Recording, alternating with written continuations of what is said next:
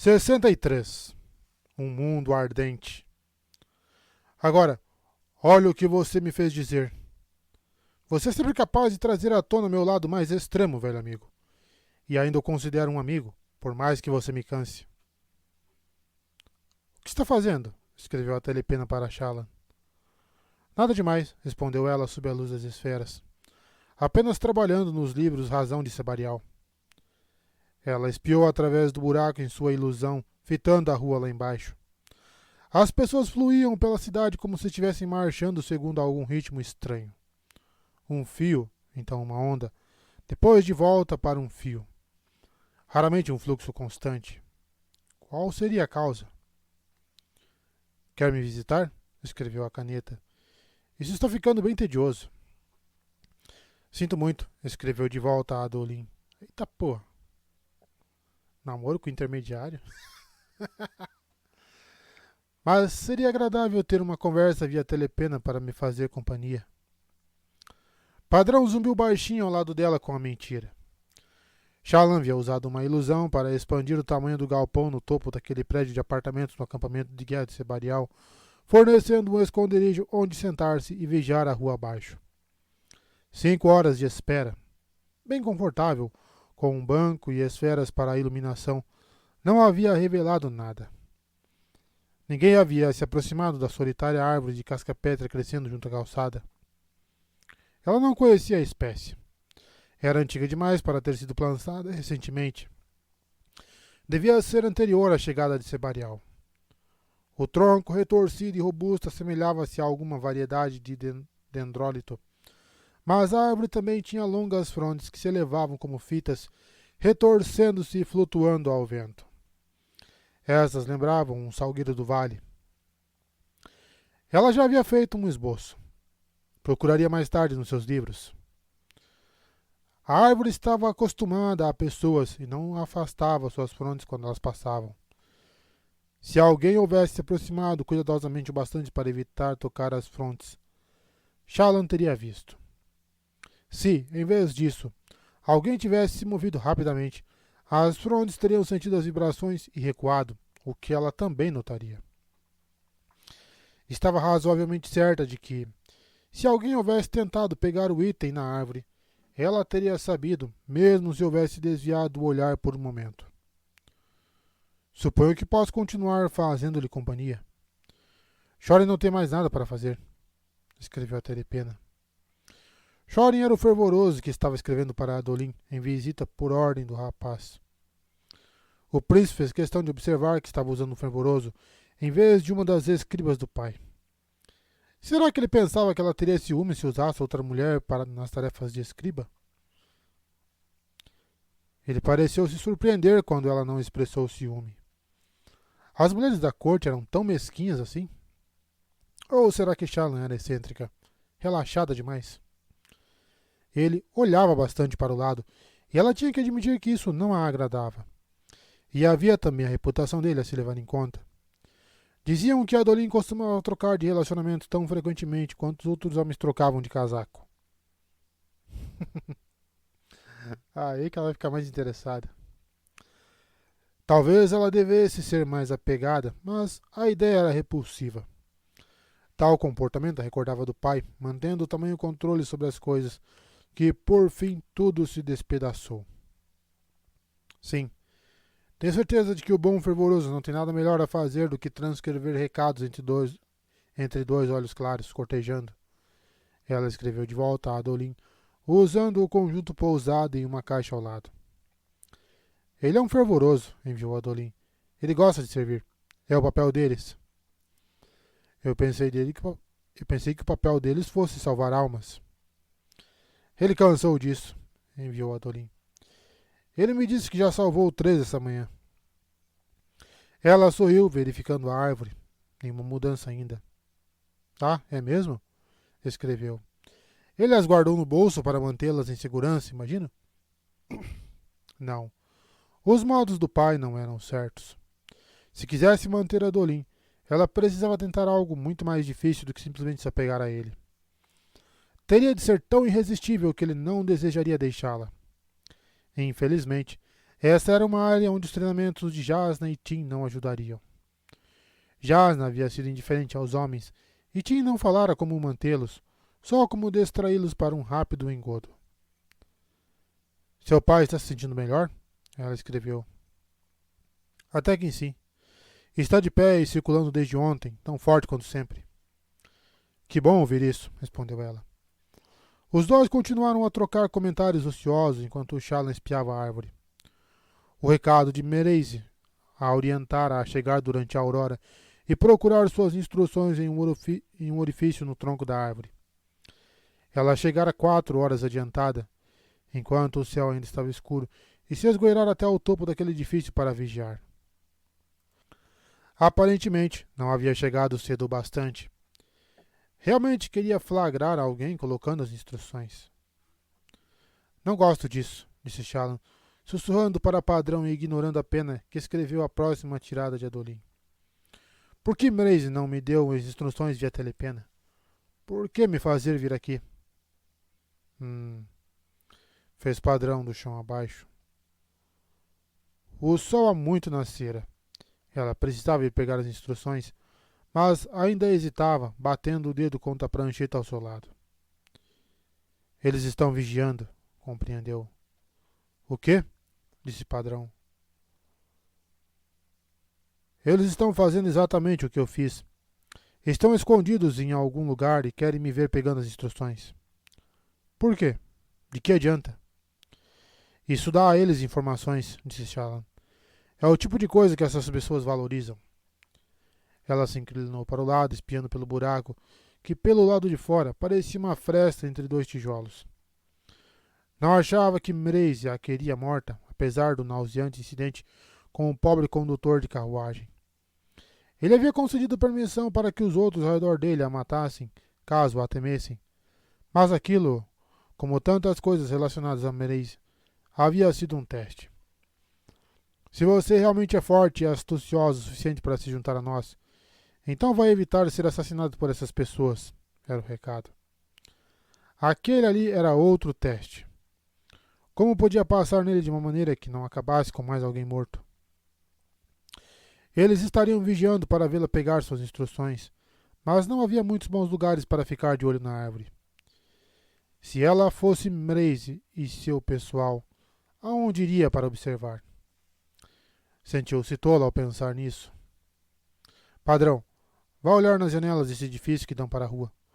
Veja se tem alguém sentado em uma delas, vigiando como nós, sussurrou. Está bem,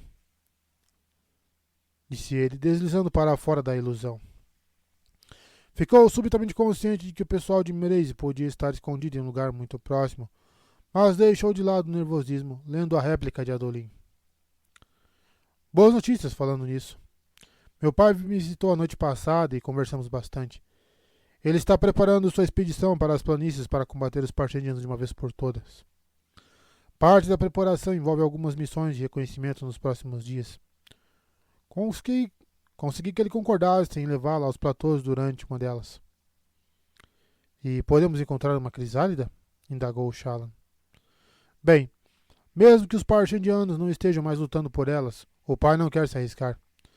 Não posso levar você em uma investida quando há chance de que eles venham e nos desafiem.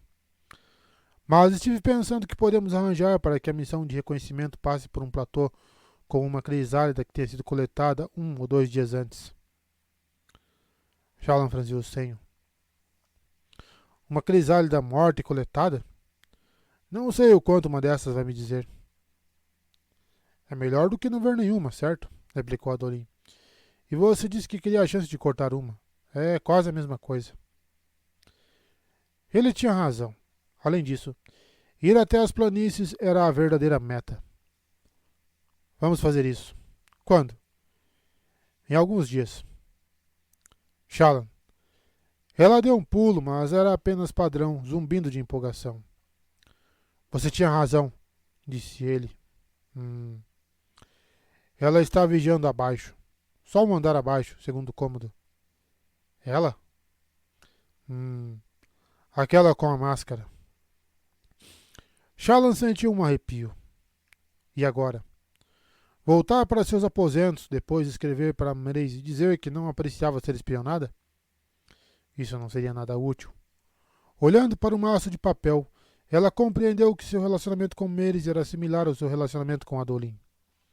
Nos dois casos, não podia simplesmente fazer o esperado. Ela precisava empolgar e se sobressair.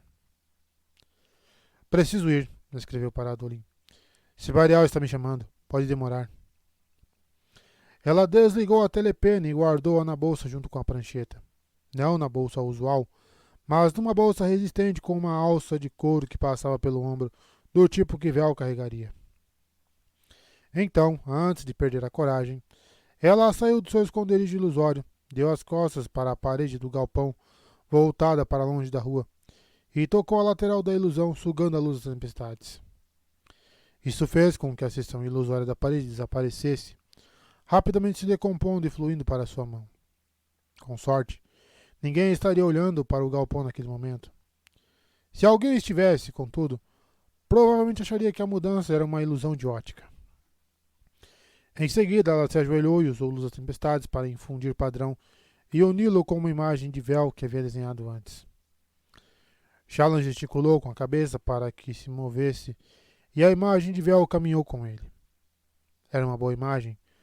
Passo confiante, casaco farfalhando, chapéu pontudo sombreando seu rosto contra o sol. A ilusão até piscava e virava a cabeça ocasionalmente, como prescrito pela sequência de desenhos que fizeram mais cedo. Ela assistiu, hesitante. Era assim mesmo que ficava enquanto usava o rosto e as roupas de Vel? Não se sentia tão elegante e as roupas sempre lhe pareciam exageradas, até mesmo tolas. Naquela imagem, pareciam apropriadas. Desça e caminhe até a árvore, sussurrou Shallan para Padrão. Tente se aproximar cuidadosamente, devagar, e solte um zumbido alto para fazer com que as folhas recuem. Fique parado junto do tronco por um momento, como se estivesse pegando a coisa ali dentro. Então caminho até o beco entre esse edifício e o próximo. Sim, disse Padrão. Eles uniu rumo às escadas, empolgado em fazer parte da mentira. Mais devagar, disse Shallan, fazendo uma careta ao ver que o passo de Vel não correspondeu à sua velocidade. Como nos praticamos? Padrão desacelerou e alcançou os degraus. A imagem de Vel desceu por eles, desagitadamente. A ilusão podia caminhar e ficar parada sobre terreno plano, mas não se encaixava em outros terrenos, como degraus. Para qualquer pessoa assistindo, pareceria que Vel estava deslizando em nada e deslizando escada acima. Bem, era o melhor que conseguiam fazer por enquanto. Shallan respirou fundo e vestiu o chapéu, respirando uma segunda imagem, que a cobriu e transformou-a em Vel. A que estava com Padrão permaneceria intacta enquanto ele tivesse luz das tempestades. Porém, a luz se esgotava nele muito mais rápido do que em Shallan. Ela não sabia porquê. Desceu os degraus, mas só um andar, caminhando o mais silenciosamente que podia. Ela contou 2 portas no corredor escuro. A mulher mascarada estava por trás daquela porta. Shallan manteve distância, em vez disso, se escondendo em uma alcova junto à escadaria, onde não seria vista por ninguém no corredor. Ela esperou. Uma porta enfim se abriu e roupas farfalharam pelo corredor. A mulher mascarada passou pelo esconderijo de Shallan, incrivelmente silenciosa enquanto descia os degraus. Qual é o seu nome? Perguntou Shallan. A mulher parou subitamente nos degraus. Ela girou, a mão segura enluvada tocando a faca em sua cintura, e viu Shallan de pé na alcova. Os olhos mascarados da mulher voltaram para o cômodo que deixara. Eu mandei uma sósia usando minhas roupas. Foi isso que você viu. A mulher não se moveu, ainda agachada de modo ameaçador nos degraus. Por que ele queria que você me seguisse? Indagou Shallan. Está tão interessado assim em descobrir onde moro?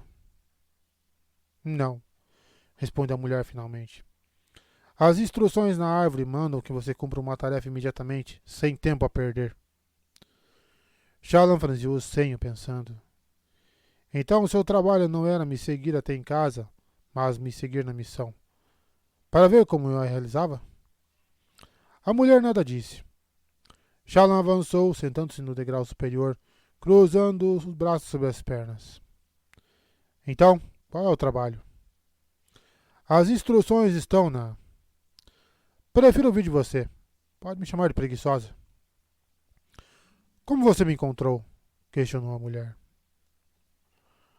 Um aliado de olhos afiados, disse Shallan. Eu disse a ele para vigiar as janelas, e então me avisar onde você estava. Eu estava esperando lá em cima. Ela fez uma careta. Esperava pegar um de vocês colocando as instruções. Fizemos isso antes mesmo de contatá-la, disse a mulher. Ela hesitou, então deu alguns passos à frente. Yatil. Shallan inclinou a cabeça. Meu nome, explicou a mulher. Yatil. Nunca ouvi um nome como esse. Não me surpreende. Sua tarefa hoje é investigar um recém-chegado ao acampamento de Dalinar. Queremos saber mais sobre essa pessoa, e as alianças de Dalinar são incertas. Ele é leal ao rei e ao trono. Aparentemente, disse a mulher. Seu irmão tinha informações de natureza extraordinária. Não temos certeza se Dalinar sabe delas ou não, e suas interações com Amaran nos preocupam. Esse recém-chegado está relacionado. Amaran está fazendo mapas das planícies quebradas, observou Shallan. Por quê? O que há por lá que ele deseja? E por que ele deseja o retorno dos esvaziadores? Yatil não respondeu. Bem, Shallan se levantou. Então vamos lá, certo? Juntas? Perguntou Yatil. Shallan deu de ombros. Você pode se esgueirar atrás de mim ou pode simplesmente seguir comigo. Ela estendeu a mão. Yatil analisou sua mão, então apertou-a com a própria mão livre, enluvada em aceitação. Contudo, manteve a outra mão na adaga do cinto o tempo todo. Shallan folheou as instruções que Mraize havia deixado enquanto um palanquim extra grande balançava na direção do acampamento de guerra de Dalinar. Yatil estava sentada em frente a Shallan, as pernas encolhidas sob o corpo, vigiando com olhos suspeitos e mascarados. A mulher usava camisa e calças simples, de tal modo que a princípio Shallan pensara que fosse um rapaz naquela primeira vez. A sua presença era absolutamente perturbadora. Um louco, disse Shallan, folheando a página seguinte de instruções. Mraize está interessado em um simples louco? Dalinar e o rei estão interessados, replicou Yatil. Então, consequentemente, nós estamos. Parecia ter havido algum tipo de encobrimento.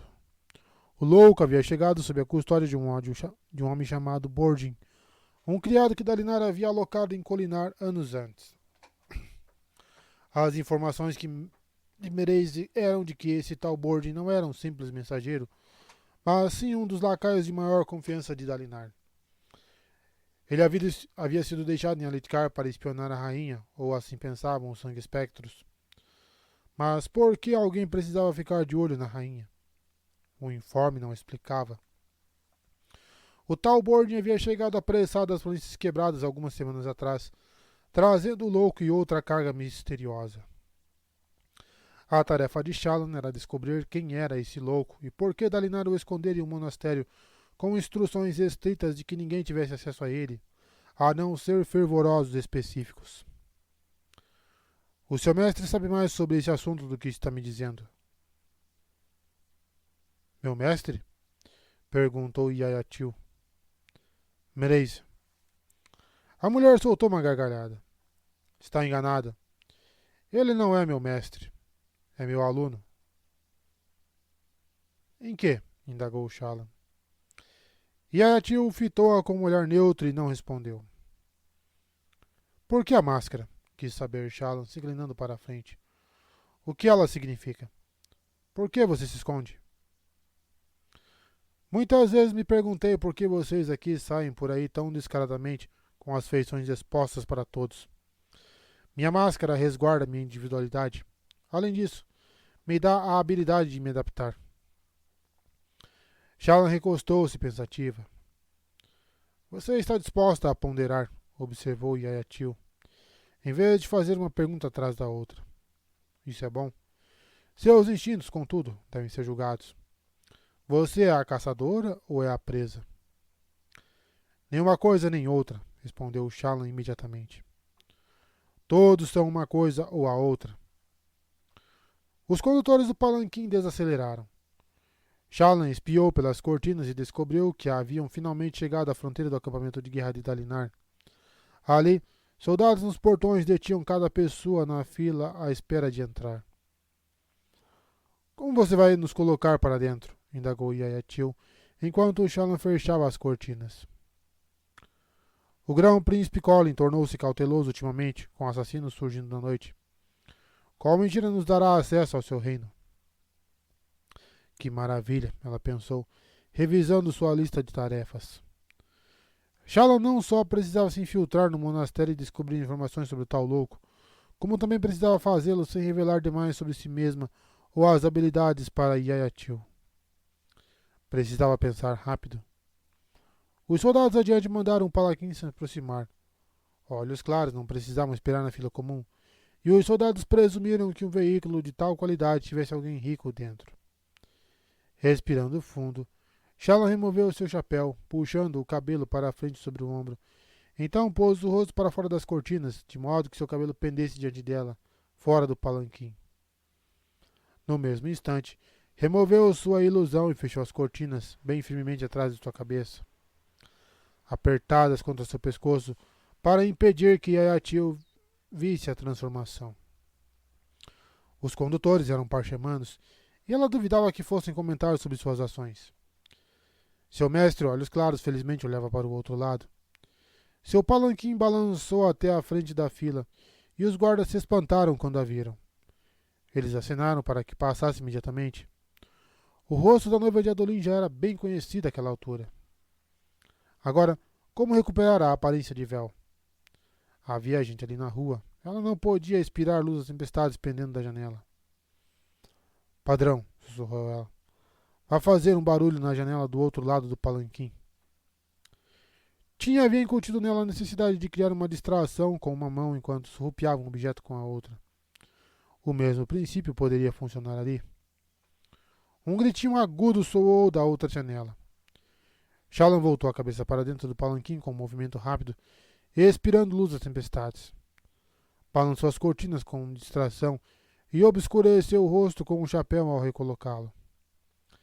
Yayatil desviou os olhos da janela onde o gritinho havia soado e a olhou, mas Shallan era véu novamente. Ela se recostou, encarando o olhar de Yayatil. Teria outra mulher visto? Seguiram em silêncio por um momento. Você subornou os guardas antecipadamente, arriscou Yayatil finalmente.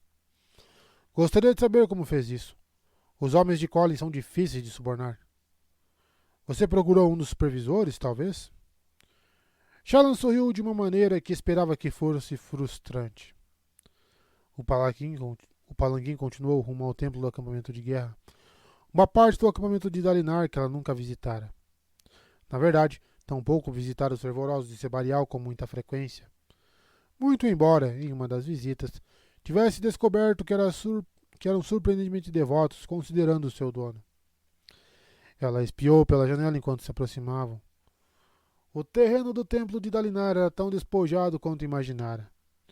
Fervorosos de roupas cinzentas passavam pelo palanquim em pares ou em pequenos grupos, misturando-se às pessoas de todas as classes que tinham ido atrás de orações, instruções ou conselhos. Um bom templo, adequadamente equipado, podia fornecer todas essas coisas e mais. Olhos escuros de quase qualquer nã podiam ir aprender um ofício, exercitando seu divino direito de aprender, como ordenado pelos arautos. Olhos claros inferiores também vinham aprender profissões, e os danos superiores vinham aprender as artes ou progredir nas suas vocações para agradar ao Todo-Poderoso. Uma grande população de fervorosos como aquela teria verdadeiros mestres em todas as artes e profissões. Talvez devesse ir ali procurar os artistas de Dalinar para obter treinamento. Ela fez uma careta, pensando quando encontraria tempo para isso. entre cortejar a Dolin, se infiltrar entre os sangue-espectros, pesquisar as planícies quebradas e cuidar das contas de Sebarial, era um espanto que ainda achasse tempo para dormir. Ainda assim, parecia-lhe ímpio da sua parte esperar o sucesso nos seus deveres enquanto ignorava o Todo-Poderoso. Precisava se preocupar mais com tais coisas. E o que o Todo-Poderoso vai pensar de você? E as mentiras que está se tornando tão apta a produzir? A honestidade estava entre os atributos divinos do Todo-Poderoso, afinal de contas, que todos deveriam buscar. O complexo do templo ali incluía mais de um edifício, embora a maioria das pessoas só visitasse a estrutura principal. As instruções de Mraze haviam incluído um mapa, de modo que ela sabia qual era o edifício específico a procurar. Um perto dos fundos, onde os curandeiros fervorosos cuidavam dos doentes e de pessoas com moléstias crônicas. Não vai ser fácil entrar, disse Yayatil. Os fervorosos são protetores com seus pacientes e os deixam trancados nos fundos, longe dos olhos dos homens. Eles não vão apreciar uma tentativa de invasão.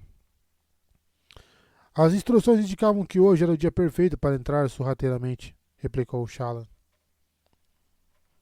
Que eu devia me apressar para não perder a oportunidade. Uma vez por mês todos podem vir ao templo para fazer perguntas ou consultar o médico sem solicitação de oferenda, explicou Yayatil. Hoje será um dia tumultuado, um dia de confusão. Isso facilita a infiltração, mas não significa que vão simplesmente deixar você perambular por aí. Shallan assentiu. Se preferir fazer isso à noite, talvez eu possa persuadir Mraze de que esta questão pode esperar até lá. Shallan balançou a cabeça. Não tinha experiência segurando no escuro. Acabaria fazendo o papel de tola. Mas como entrar? Condutor, leve-nos até aquele edifício, então nos deixe lá, ordenou ela, botando a cabeça para fora da janela e apontando. Mande um dos seus homens procurar os mestres curandeiros e dizer a eles que preciso de ajuda. O 10º que conduzia os parchemanos, contratado com as esferas de Shallan, assentiu bruscamente. 10º eram pessoas estranhas. Aquele ali não era dono dos parchemanos, só trabalhava para a mulher que os alugava. Vel, com olhos escuros, estaria abaixo dele socialmente, mas também estava pagando sua remuneração e, portanto, ele a tratava como trataria qualquer outro mestre. O palanquim parou e um dos parchemanos se afastou para transmitir sua solicitação. Vai fingir que está doente? Indagou Yayatil.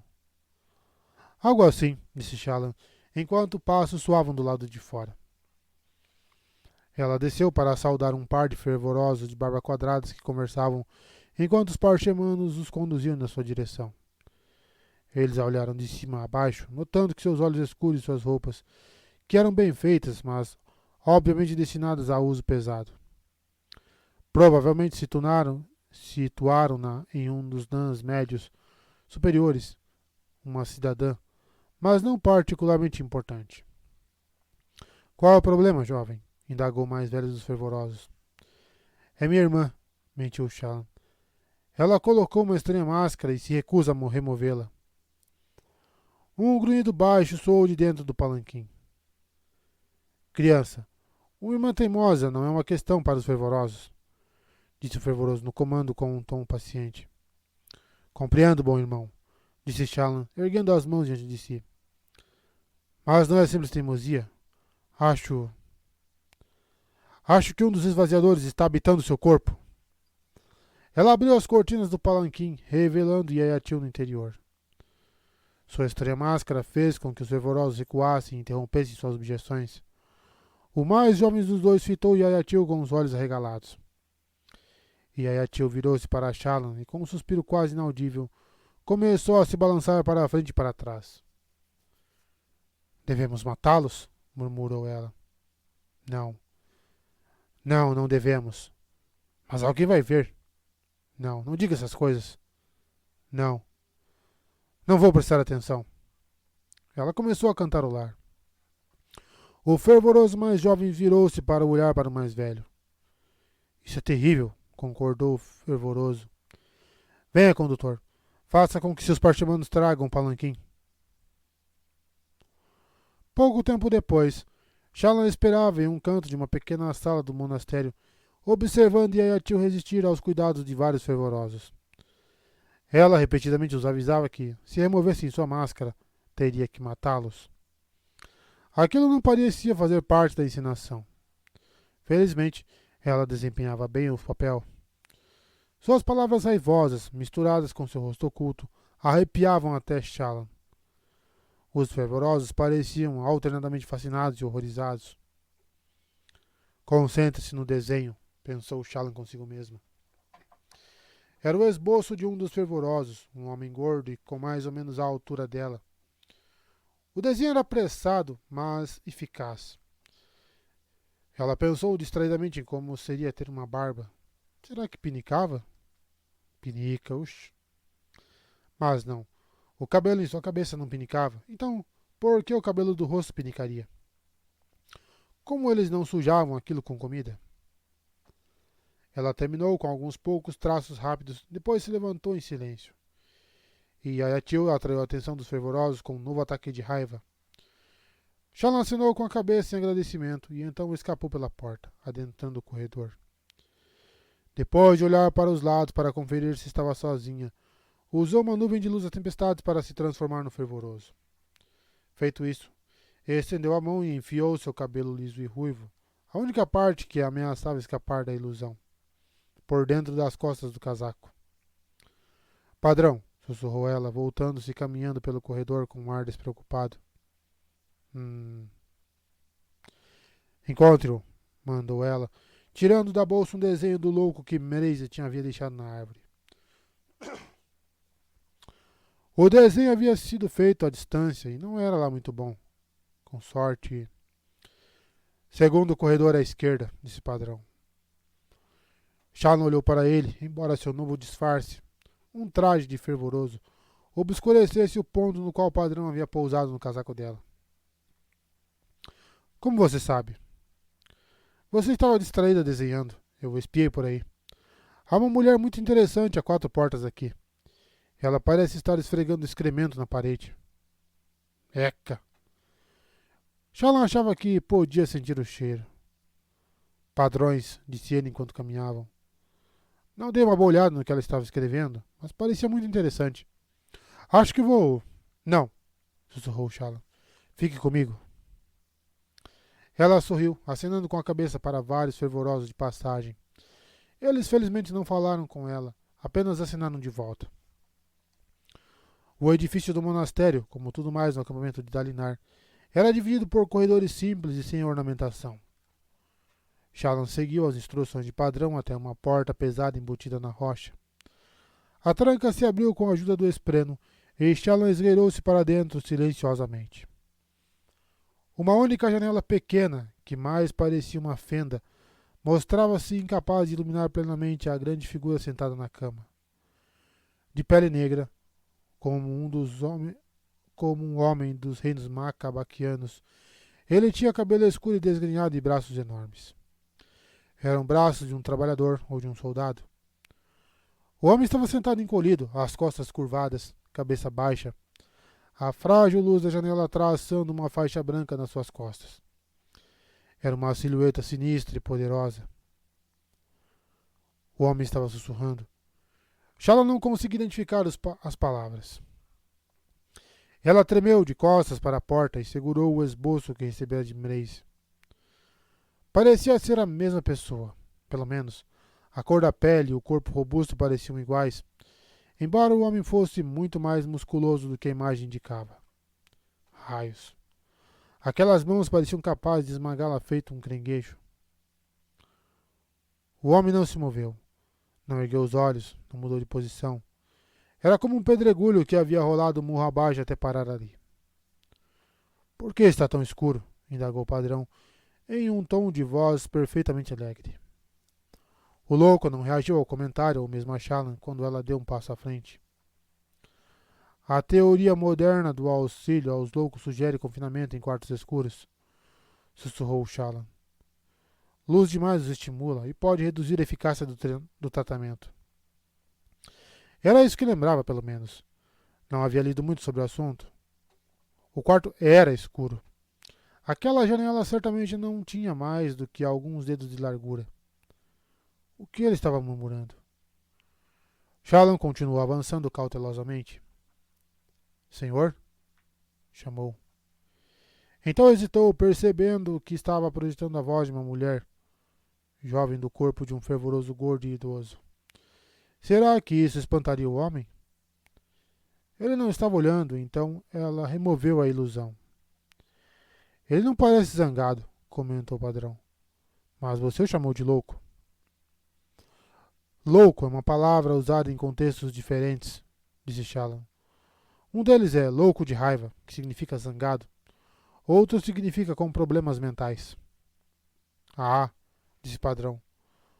Como um esprendo que perdeu seu laço. Não exatamente, imagino, replicou o Shallan andando até o louco. Mas parecido. Ela se ajoelhou junto do homem, tentando decifrar o que ele estava dizendo. O tempo do retorno, a desolação, está chegando, sussurrava ele. Estava esperando um sotaque azistiano, considerando a cor da pele, mas o homem falava letiano perfeitamente. Precisamos nos preparar. Vocês terão esquecido muito depois da destruição dos tempos passados. Ela olhou para o padrão, perdido na penumbra do outro lado da sala, então de volta para o homem. Um brilho reluzia nos seus olhos castanhos escuros, 2 pontos luminosos em um rosto oculto pelas sombras. Aquela postura cabisbaixa parecia tão deprimida. Ele continuou murmurando sobre bronze e aço, sobre preparações de treinamento. Quem é você? Sussurrou Shallan. Talenel Elin, aquele que vocês chamam de tendões de pedra.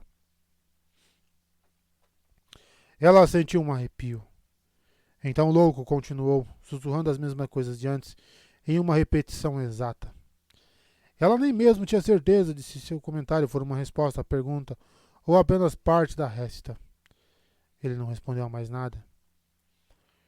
Shallan deu um passo para trás, cruzando os braços, bolsa sobre o ombro. Talenel, disse padrão. Eu conheço esse nome. Talenelat Elin é o nome de um dos arautos, explicou Shallan. Esse nome é quase igual. Ah, padrão fez uma pausa. Mentira? Sem dúvidas, respondeu Shallan. Vai contra toda a razão que Dalinar Kholin teria um dos arautos do Todo-Poderoso trancado nos quartos dos fundos de um templo. Muitos loucos pensam que são uma pessoa diferente. Claro. Muitos diziam que o próprio Dalinar era louco.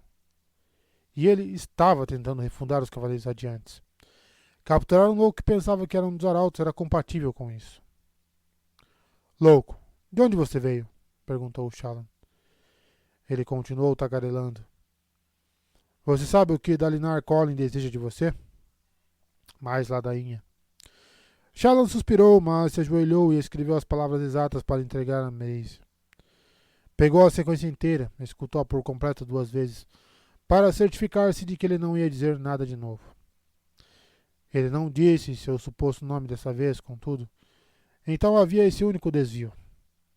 Ele não podia realmente ser um dos arautos, podia?